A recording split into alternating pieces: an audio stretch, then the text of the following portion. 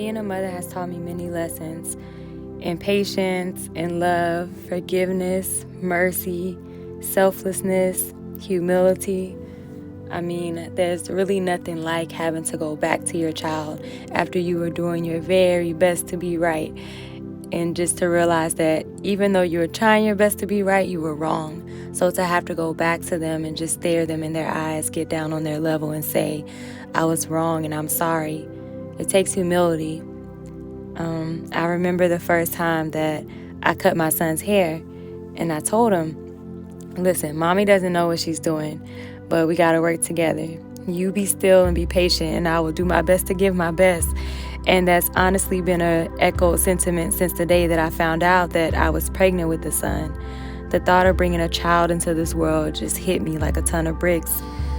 I mean, I guess you never quite feel ready to bring a child into the world. But as the breaking news of black boys being bruised, beaten, broken, and murdered became as common as like the sound of buzzing bees in the spring or something, my own little child, my own son I was bringing into this world, given to me by God for only a short period of time. I was 9 years ago, and still 9 years later am determined to give and raise him the best that I can.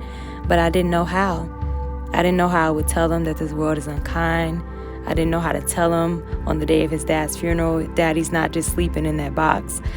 And I didn't know how to explain to him that he'll have to learn that everything that the world tries to define him as are the things that he is not. And that this world will sometimes be cruel, but not to worry because we're just passing through. That this life will sometimes bring him pain that he might not even have the words to explain. But if he believes God and obeys God, none of it will be in vain. I thank God for holiness. Truly, I thank God for holiness. Before this, I didn't know how I would be what I should be. And I guess in some ways, I still don't know how to be what I should be. But I know the one who does. He knows everything, and he knew exactly what he was doing when he allowed me to be the vessel that my son entered this life through.